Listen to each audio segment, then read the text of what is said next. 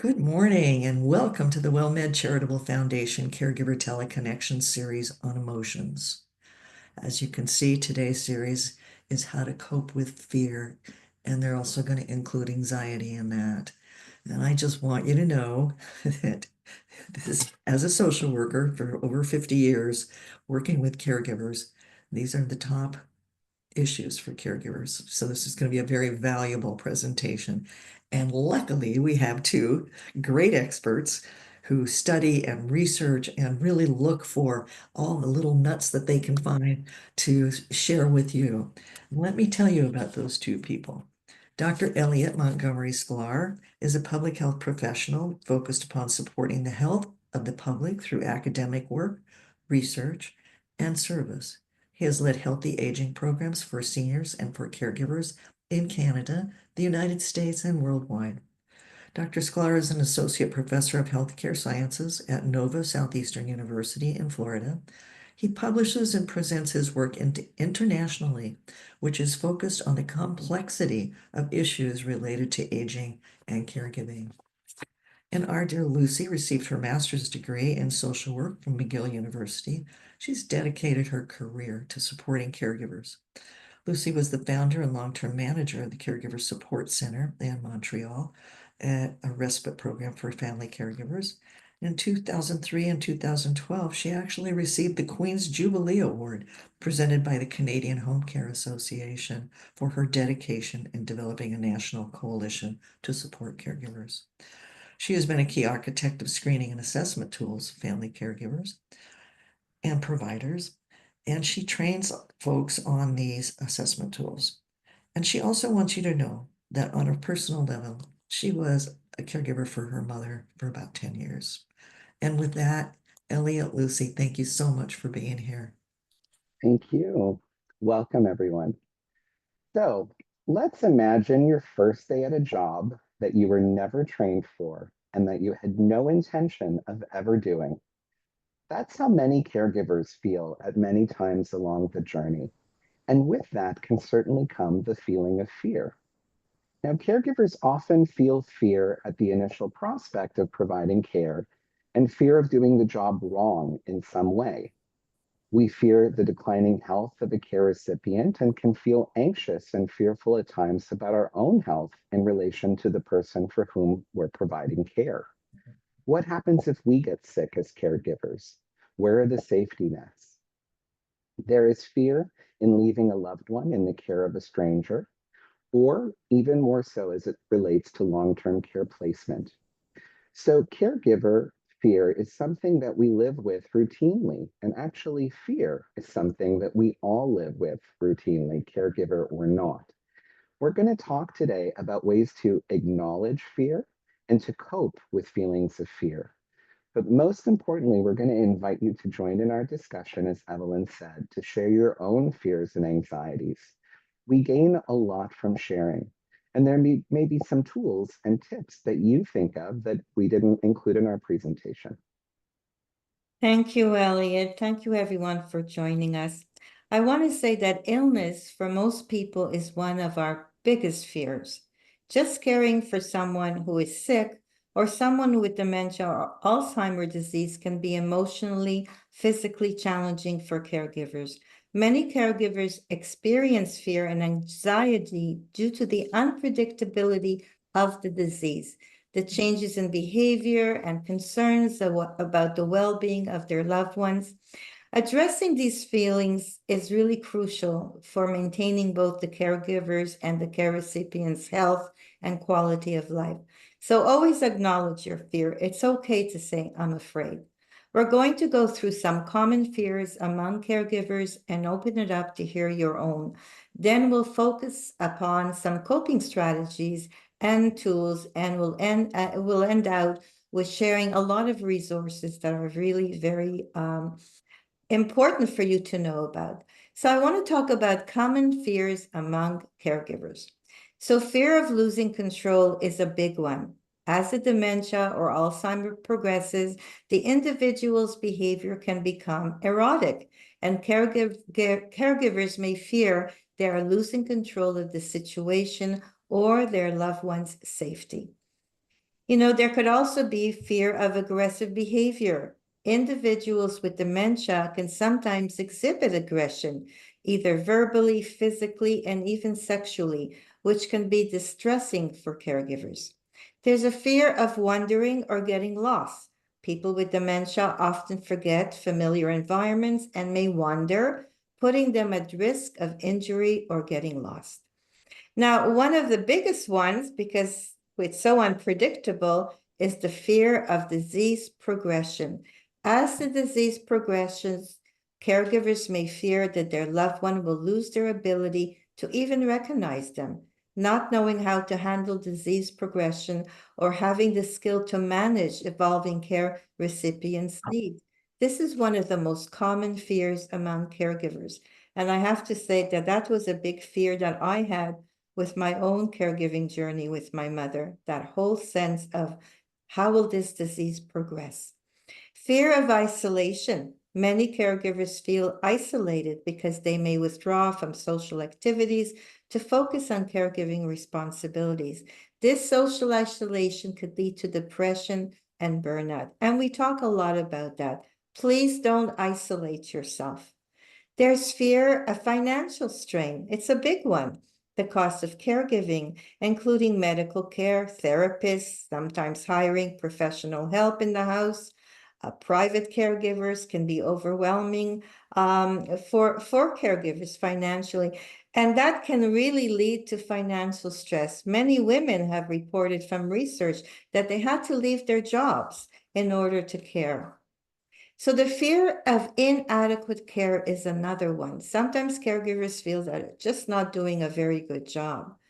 They worry about being able to provide the best care for their loved one, either due to lack of training, resources, or mental or physical toll on the caregivers. Some caregivers just not able to do all that. And they take a risk by sometimes lifting and really putting themselves at risk for injury. This is another one of the most common fears among caregivers. It could feel like a double-edged sword.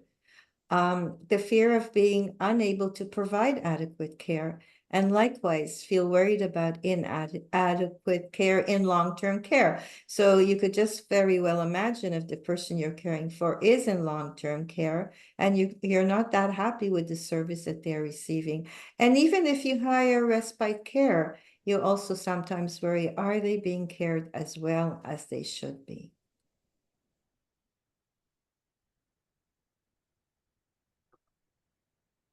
Okay, so let's look at now, as we said, we want to share things with you. So I'd like to ask a question. Are there any other fears or areas of anxiety that anybody wants to share? So folks, if you're on the phone, please just press *6. I have a little website and I can see that you've done that. And it's not unusual for people to wait a little bit to, chime in here, but we want you to feel really comfortable to do that. And we don't want you to feel any fear. No, no fear. Well, I think somebody just put something on the chat. Yes, my biggest fear is that I will someday end up with Alzheimer's since both my parents have. It says not been diagnosed, but I'm assuming you meant been diagnosed. That's a very common one, and there are many caregivers that I have worked with whose one parent will unfortunately. I think that Elliot just froze there for a minute. Okay, let me just continue.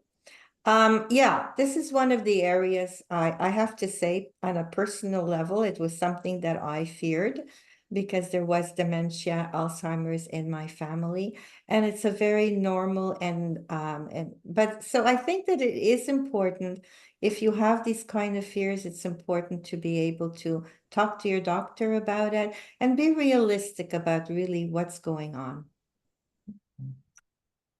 Are there any other questions that you want to report? There is one that says that I am the parent of a child with special needs, and my greatest fear is her future when I am gone. Wow, that's huge. You know, that is one of the most difficult thing that a caregiver has to face, especially if you're caring for an adult child. What's going to happen? But there are things that you could put in place. I'm just wondering, Minerva, if you could just text Elliot and tell him that he's frozen. Would you do that for me? Will do. Okay, thank you. Okay, let me get back to it. I think there are things that you could put in place to make sure that that your child, your adult child, will be taken care of. I think there could be, I don't know, and maybe Evelyn, you can help me with that. Here in Canada, it would be a kind of a mandate or a kind of a living will that you are able to instruct and let everyone know what you would like for your child. I think it's important to also be connected with an executive person that can sort of handle that once you are not here and make sure that all your wishes are being taken care of. There must be, I know that there are a lot of organizations. It's something that you could think of looking at, different foster places, foster homes that people are taken care of. You can go and look into them and see how comfortable you are to think of. So it's really, and the one thing that I want to tell you is that you do need the help. I would strongly suggest that you speak to a social worker or a counselor and really talk about these issues.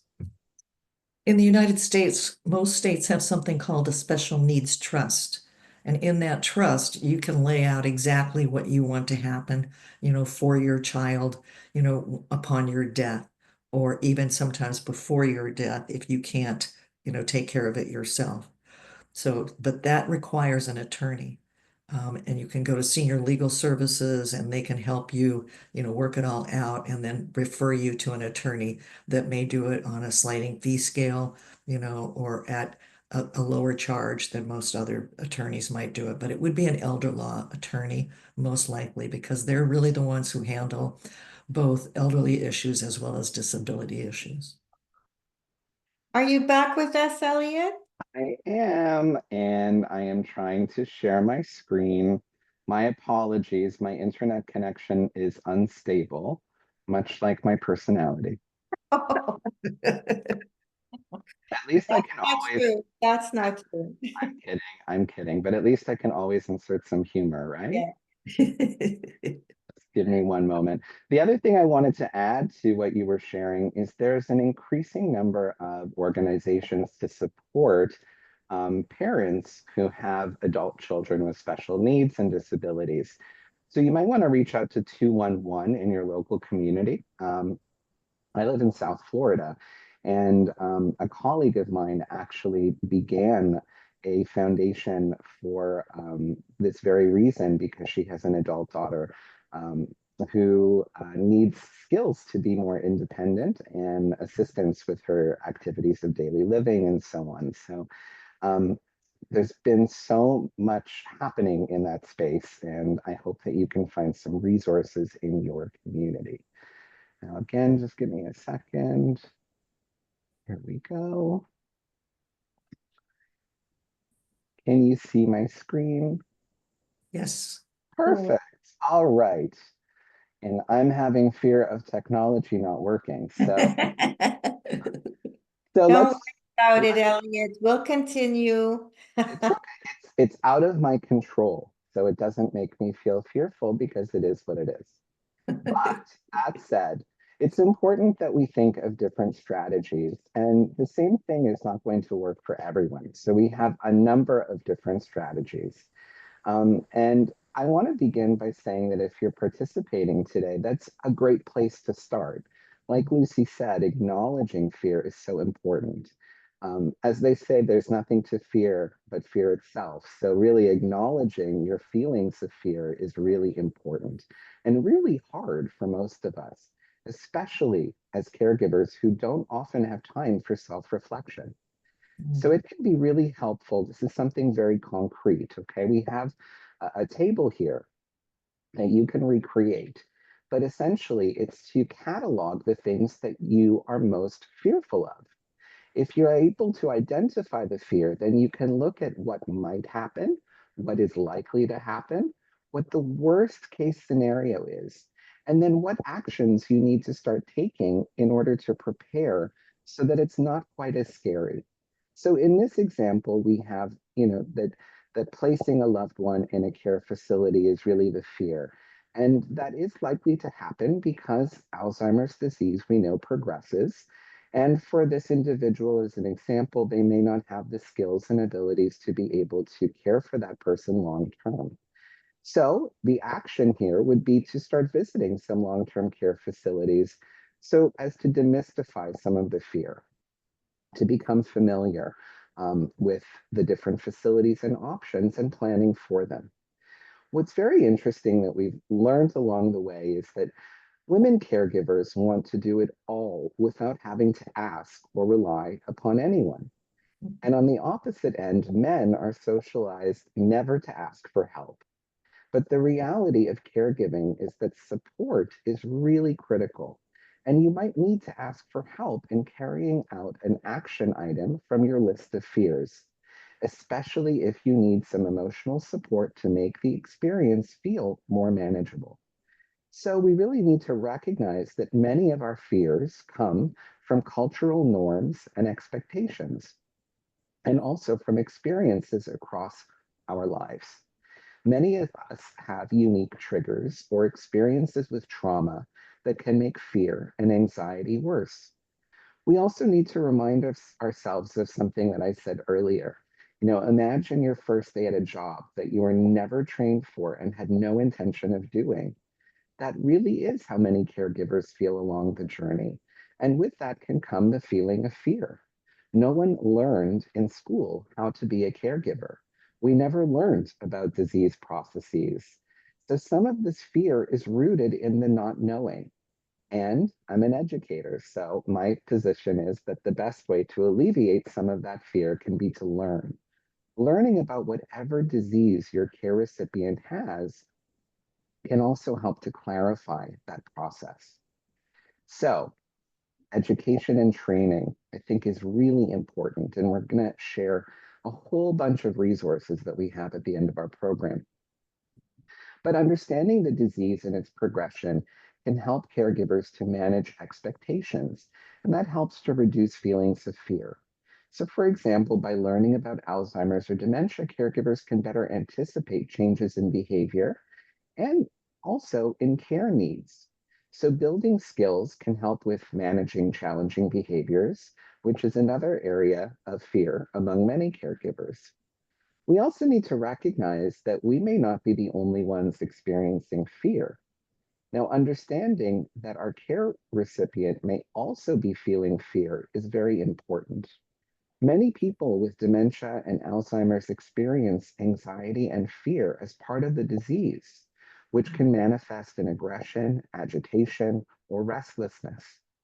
So, gentle communication, a calm environment, and reducing overstimulation can help to manage some of these behaviors.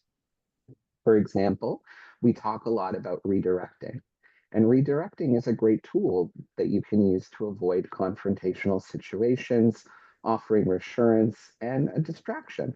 So, as an example, if someone is getting agitated, you can say, if they like being outside, why don't we go for a walk? Or, Lucy has shared with her mom something that was very soothing and wonderful for them was painting her mom's nails. So there are different things that may work in different situations, but redirecting, using things that help to soothe and to help ease the relationship between the caregiver and care recipient can be very helpful. And there are a lot of resources. The Alzheimer's Association has a lot of specifically educational tools online, as well as webinars and support groups.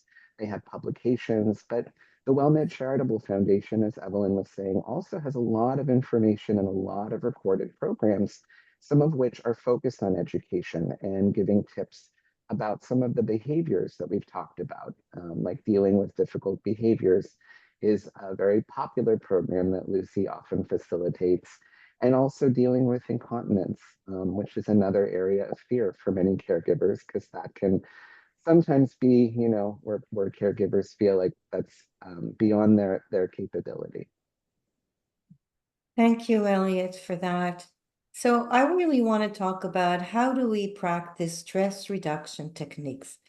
Now, I really want to emphasize this because this is so important. And for some of you might say, that's not going to work. But trust me, it does work. And I want to talk about some of these activities, such as deep breathing exercises. It's amazing while breathing what it does to your body and what it does to your mind. Taking big breaths, like listening to your breathing, exercises like that. There's so many things on the video that you could actually look on the internet, and it really does work. Meditation is an amazing practice. It's really, you're actually giving yourself a gift by doing these things, I have to say. Or yoga can help.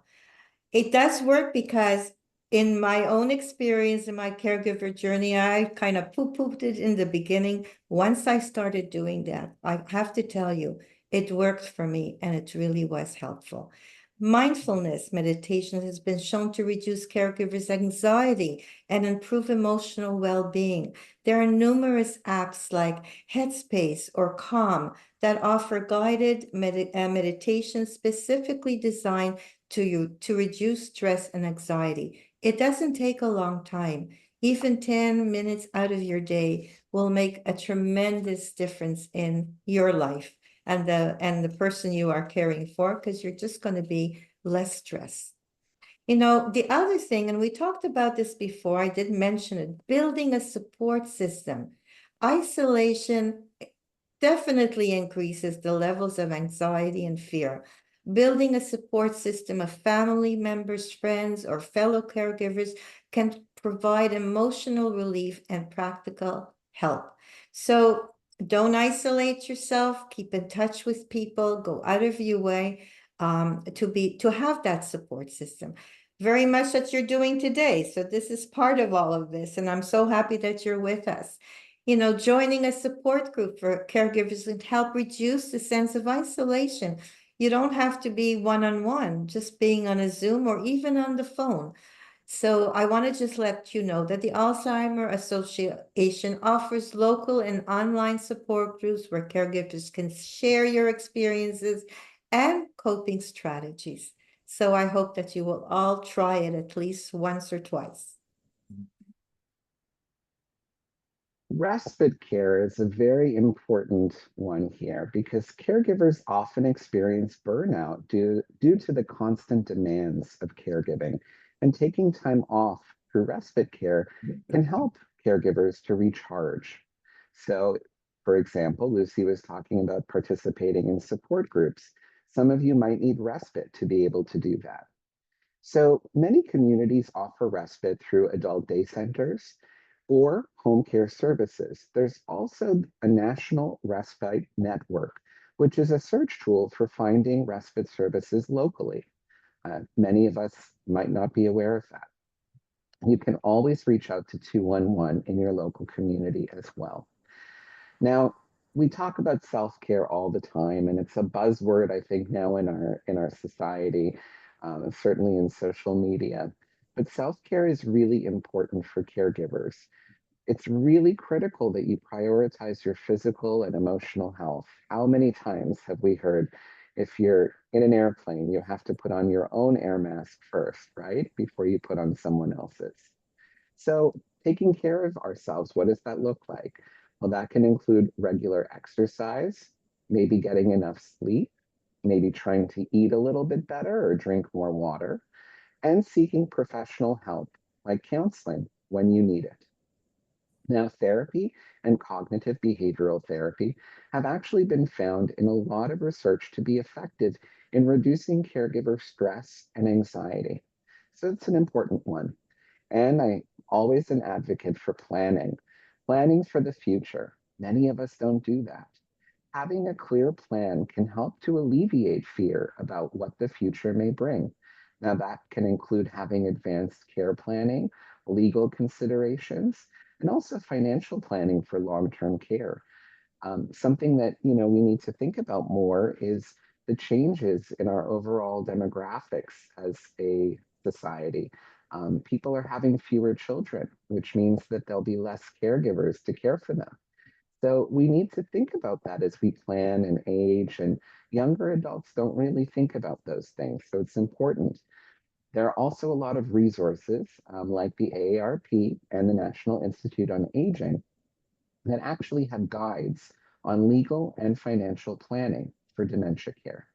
So I was curious if anyone else had any strategies, suggestions, questions, or comments. We have a chat in the lined up. I don't know if you want to handle that while people are Sure. thinking about your question. I live in Wisconsin and I'm setting up a special needs trust for my mother. There is no cost because the trust, not for profit, has a fund that is paying for the setup costs. That's incredible. That's wonderful. I don't know if that's through your state specifically, but that's where I talk about looking in your local community to see what resources there may be available to help. That's great. Anybody else? Love to hear from you.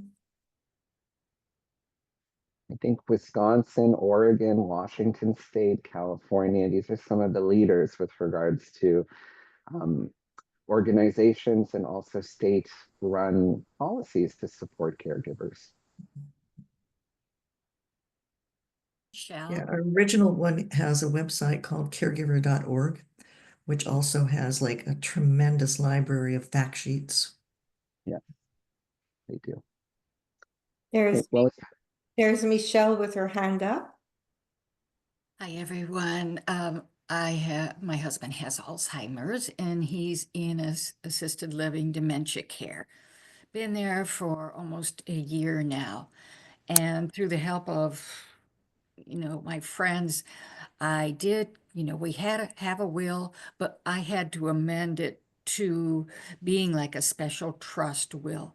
So in the event he's outlives our long-term care policy, then if I wipe out his assets to like $2,000, then they will then bill the state to cover his facility costs, which I find very helpful and comforting to know that that is all set up. So it's something you do have to plan ahead for, as well as looking for a place other than home for them to be. So thank you. thank you so Smart much. planning. Yes. Wow. Yes. Very, very smart planning. And that what you're talking about is basically the transition to becoming Medicaid eligible. And there are a lot of loopholes and strategies for doing that. And it's important because long-term care is simply not affordable. So I really appreciate you sharing that, Michelle. I know a lot of people who are doing the same thing right now. It's a more and more common part of care planning as people are getting older. Advanced planning. Yeah. Well, thank you for that. That's why it's so important when you share some of the things and other people might not even know about it.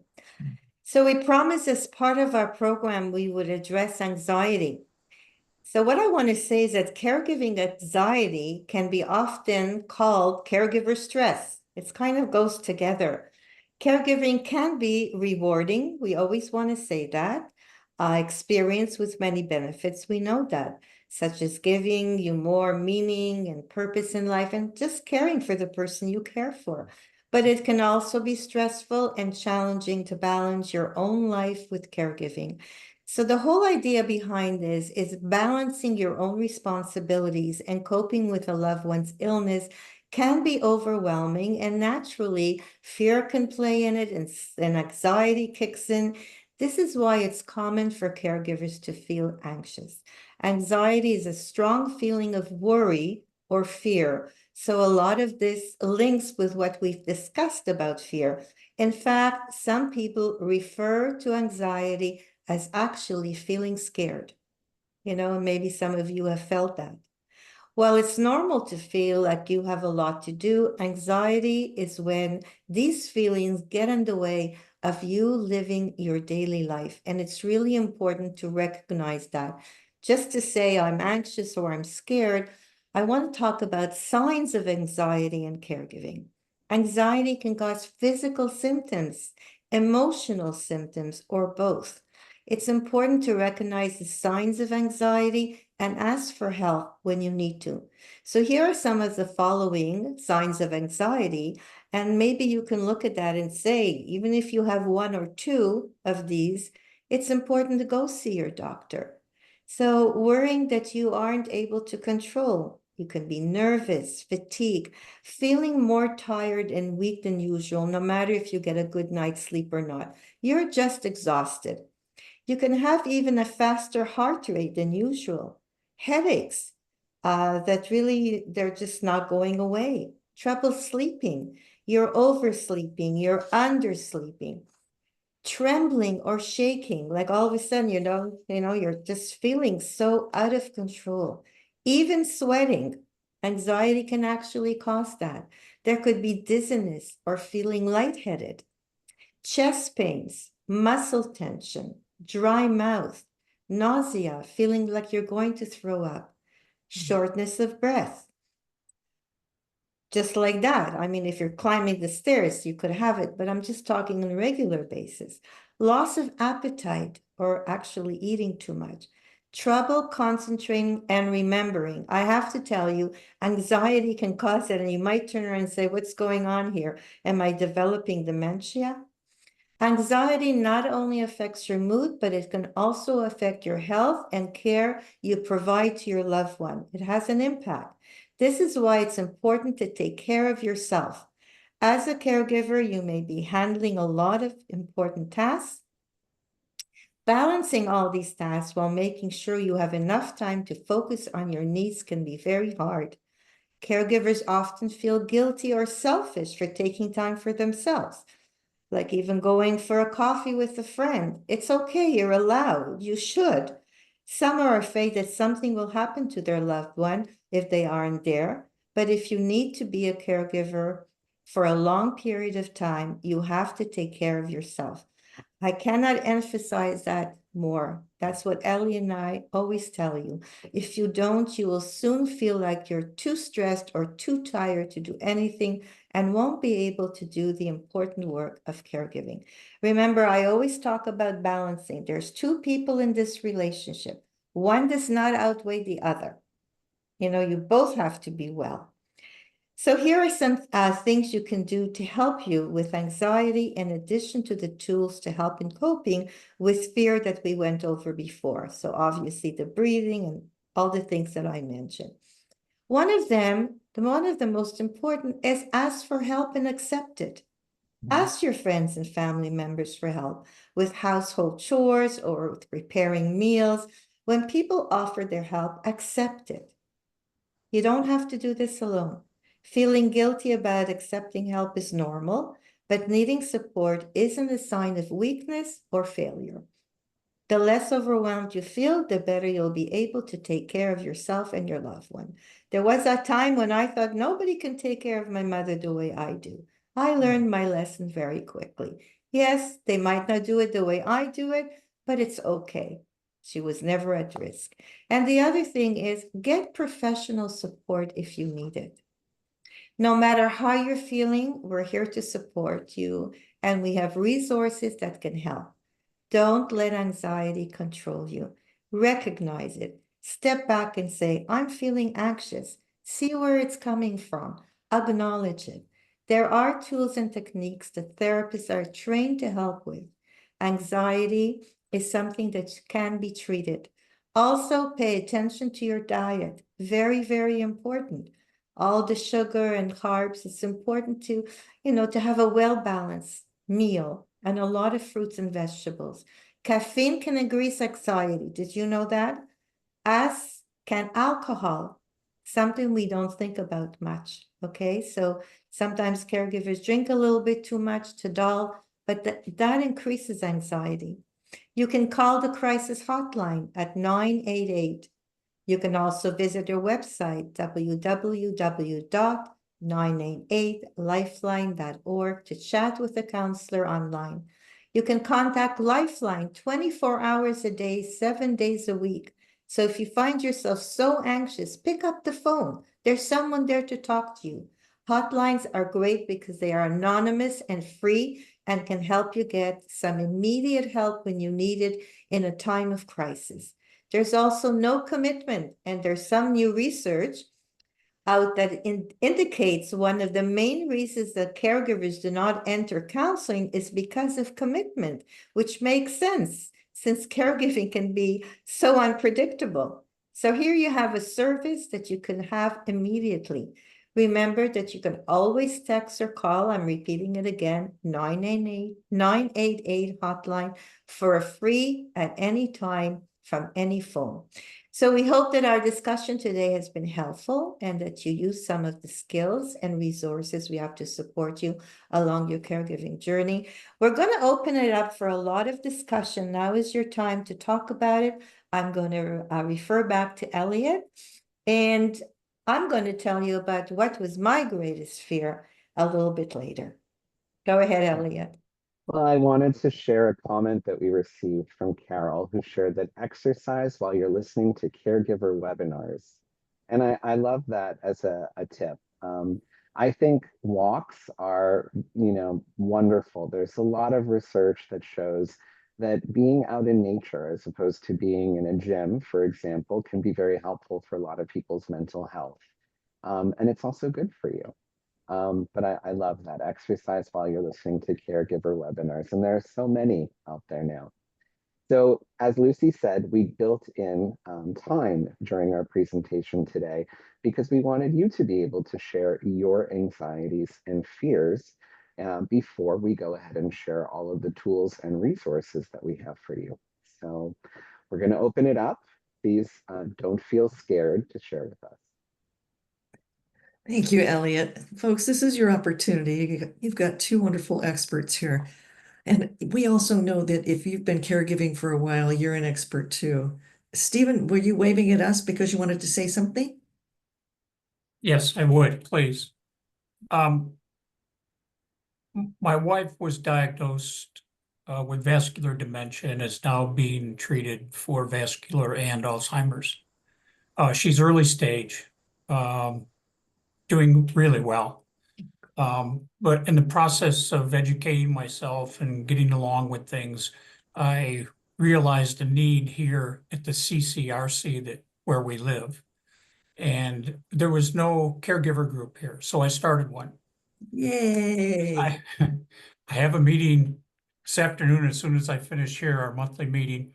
But I have an individual who just recently contacted me and said she would like to be a part of it, but she said, I can't bring myself, she's afraid of telling her husband. Unbelievably to me, the doctor told her privately while the husband was out of the room that he had Alzheimer's. But now she is afraid to become part of the group. She wants to, but she's afraid because he's not been told. So how do I deal with a fear? She probably won't be the last, because here at the CCRC, we have a great many elderly people. And it's obvious walking the halls where you can see people who you might think are, being challenged, if it's not dementia, whatever it might be. But the fear, getting people over the fear, how do you help them across that bridge to get them to admit that their loved one has dementia? Some won't even get a diagnosis. They're afraid to get the diagnosis. How do I help people in my group get through those types of problems? I'll hang up here. Thank you. Thank you. Before you hang up, Stephen, Sandra is asking, what is the CCRC? I was going to ask that also. Oh, I'm sorry. Continuing Care Retirement Community. And thank you. Independent living, assisted living, memory care unit, and we also have a rehabilitation and nursing facility on campus. We have about 300 people who live here, 350 people. And we're just about ready to start an expansion of building more single-family units. Thank you for Great. that. And thank you, Michelle, for entering that definition in our chat as well. Lucy, do you want to begin in responding? Sure. First of all, thank you. I mean, that's such an important question that you're asking. Here is this person who's been told that her husband has dementia, and really, I mean, this is who I am. As a social worker, I would tell her that, first of all, I understand her fears and I understand her ambivalence, but she definitely needs to talk to the doctor again. I don't understand why the doctor would not have told him what, so I would have to have a little bit more information. Maybe the family said something to the doctor, don't tell him, whatever it might be. But she really needs to talk about it. She really needs to understand, what does she want to let her husband know about it? Is it something that's important? These cannot be kept as secrets. I don't believe in secrets at all. But at the same time, until she sort of kind of has the opportunity to express her own anxiety about, like, I would want to know, what do you want? Do you want to let him know that? Do you think it's important for him to know that? But at the same time, to still invite her to come to this support group, to just come and to listen to what other people are going through and try to work through that. I don't know, Elliot, maybe you have some other suggestions. Please go ahead. So I sit on the board of directors of a CCRC here in South Florida that includes HUD housing, and hence a board of directors. And we experience the exact same challenges. What you're talking about are challenges in our society. Most of us don't want to admit to disease and illness, and there's a lot of taboo around things. What we wound up doing to overcome that was to have sort of social events at the facility and invite the whole community. So it wasn't focused on a disease, but rather it was like a mixer, a social event for older adults. And we had some really clever marketing interns who came up with some great ideas and themes that actually appealed to our local community. So we got them in with the pretense of having, like a little happy hour mixer, non-alcoholic, of course. But they really enjoyed that. It allowed them to visit the facility to get to know more about what we did and the programs and services that were provided. So that was one strategy of sort of helping to bridge some of that anxiety or lack of comfort by just using it as sort of like a social space. The thing that I'm not clear on is if this person is afraid that her husband will find out that she's participating in an Alzheimer's support group. And if that is the case, she could participate as an advocate or to, simply learn more as a volunteer potentially. There are lots of things that she could say to her husband to not have to disclose the real reason why she's there potentially. I hope some of those strategies were helpful. Yes, thank you.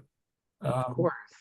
It's hard for me to understand keeping it secret. I know, if my wife had known I had dementia and not told me, I would have been furious. But then I'd also know what there is to be gained by getting a diagnosis and starting to deal with it. So yeah, I think Lucy and I are not quite clear on what the disconnect in that communication is between the patient and provider, because that's not a typical flow of communication. Yeah. So we would need to learn more about that. But I do think that there are definitely some other creative strategies that you can use to help get people in the door or into the groups, certainly. It's Roy, are you? Sorry, go ahead. If you don't mind, I just want to repeat something that Dr. Prederio, who's a geropsychiatrist, had said in one of his presentations. And that is, sometimes primary care doctors take it upon themselves to diagnose Alzheimer's. And he says, but it's really, it's so important to have a complete workup by a neurologist. So I don't know who her doctor is, but you might want to ask. It was a psychiatrist. Was it a geropsychiatrist? I do not know. Yeah. The neurologists are really the ones who know, the ins and outs and how to do the complete workup for Alzheimer's or dementia. Right. I don't want to take up everybody else's time, but we have a severe shortage of qualified neurologists where we are. It Severe. is it is a national problem with some areas experiencing crisis more than others, unfortunately. Even here in South Florida, where you would expect the number of people who are older is significant, that there would be a greater number of providers, and that is not the case. And getting No. access to one is incredibly, incredibly challenging. Thank you for that. Thank you so much. Are And there any other thank questions you or for the thoughts? work you're doing as well. Thank you. For those of you who are listening, please, feel free to chime in if you're on your telephone. I have a little website here and I can see that you've opened your phone if you press *6. And that was a great question, Stephen, because I think a lot of people do have fear of just going to a support group for a number of different reasons. Elliot, I actually did what you're suggesting. I contacted the South Carolina Department on Aging here at the state capitol and requested that they send a speaker in. And she came and gave an hour and a half presentation on called Dementia 101.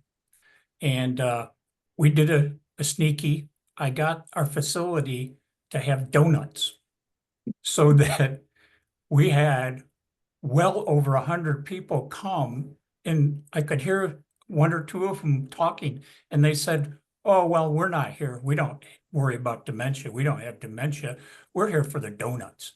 So we, and that was our plan, was to get, because we know the history in this facility, and they'll come for donuts, don't matter what the topic is.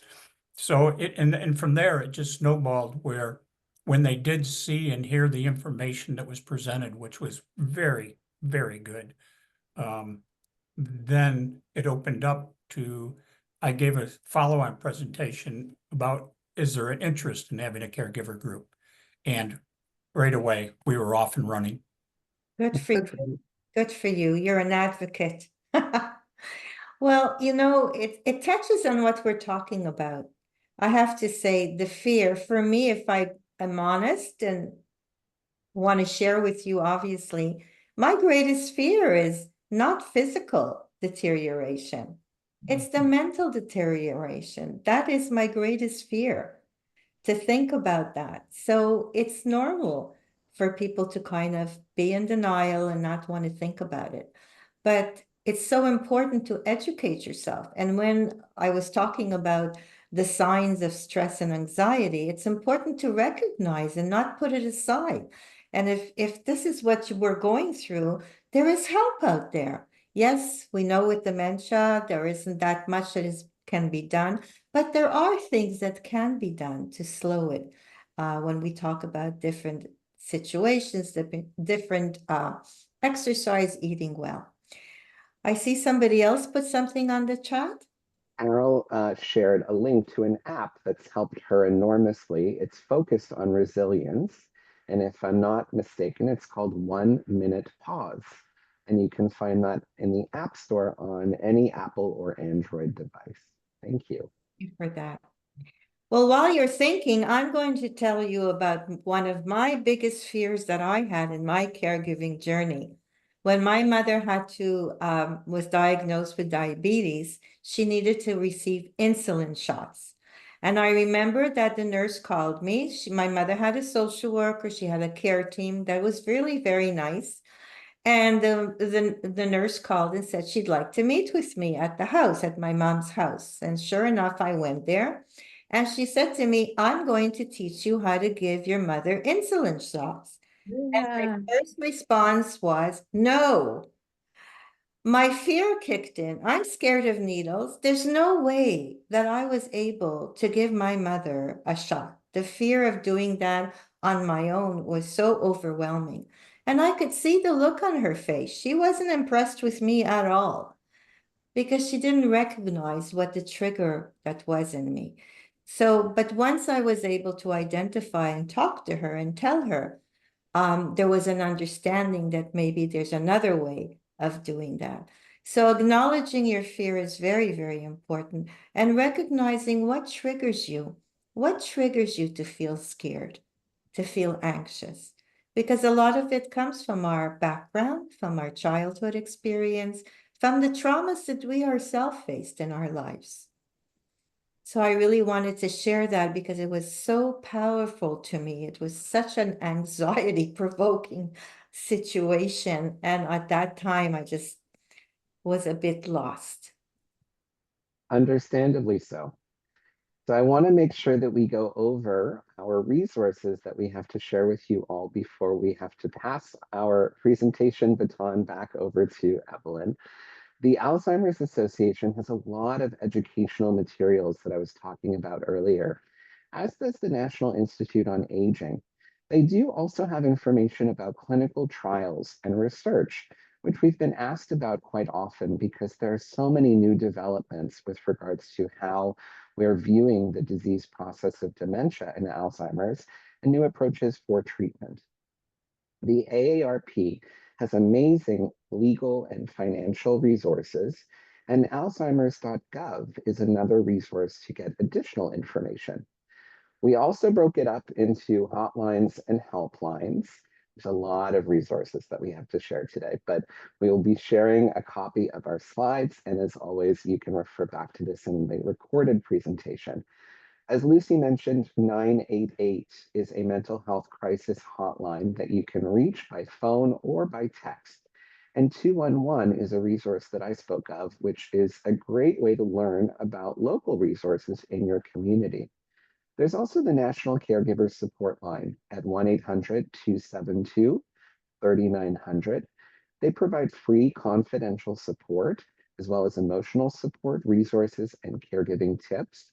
And the National Family Caregiver Support Program at 1-800-677-1116, where you can also find local support. There are community organizations that you can reach through the AARP, as well as the Family Caregiver Alliance.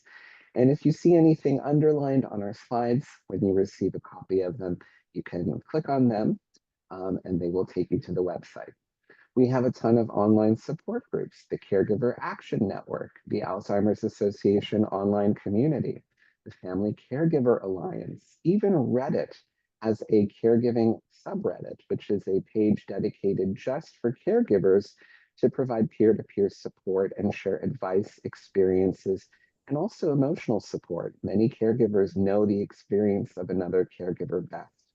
There are also a lot of Facebook groups if you search for caregiver support or family caregiver network, and you can find some credible support groups. Be careful as you're looking in social media because some of them, of course, are not credible. You can always contact the WellMed Charitable Foundation at 1-866-390-6491 and at the other coordinates on your screen. I know that we're running short on time, so I will pass it back to Evelyn to share some last information. Thank you very much. You guys are just always the best, I want to say. And please, folks, you see the session survey on your screen now. Please be honest and fill it out. And we really want your input. We want to know, if there's any way that we can improve what's going on. The WellMed Charitable Foundation we have their phone number up here for your review and for your information. And what I would say to you is that if you're not registered for this session, please register. You can do that by calling that number. That's our customer service representative.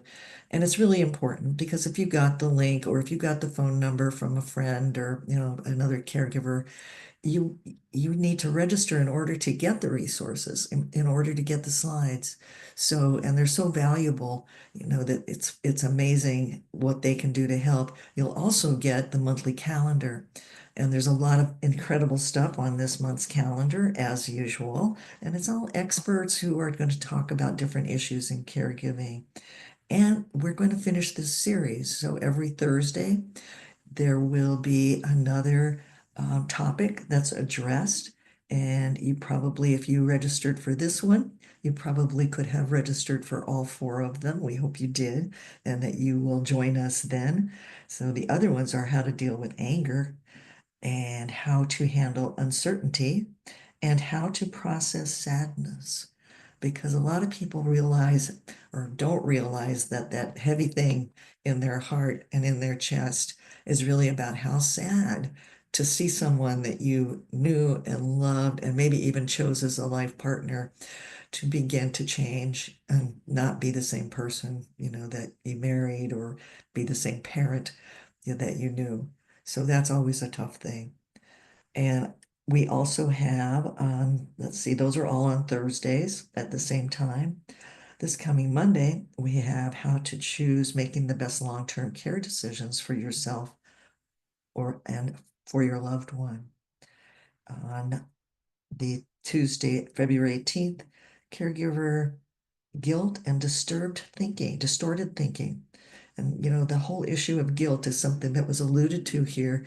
And it's something that comes up, because it's so hard to feel like you're doing everything right, and that you can share that and have other people support you and do things, well enough to give you some respite. So it's a very important topic. We have a Spanish speaking one, and Minerva, can you chime in and just, I don't know what those words mean, if you have time? Uh, yes, that one in Spanish, it's going to be stress and the gift it brings us. Ah, very interesting. And that's on Monday, February 24th, by a doctor. So I'm sure probably one of those doctors that diagnoses dementia. So that would be a great thing. And I want to thank you all so much for being here today and for giving your input. I want to also thank Elliot and Lucy. It's so hard to give them enough thanks for the kind of time and energy that they put into these presentations, going through the research, looking up things that will really help all of our participants. So thank you so much from the bottom of my heart. And I'm sure, other people feel the same way, because you always get such good marks on your presentations. And I want to thank the WellMed Charitable Foundation. If they spend a lot of time setting these speakers up, they spend money on making the phone call happen, and then they put the podcasts online. So they're just doing such an incredible job to help caregivers do a better job and feel better about what they're doing and themselves. And last but not least, I want to thank the caregivers for what you do every day. For sure. Thank you so much. Take care of yourself, guys. Remember what we said. Yes, Thank and now I am going to close the recording and hope that we will see you next week. Thank you. Thank you so much. See you next week. Next Thursday.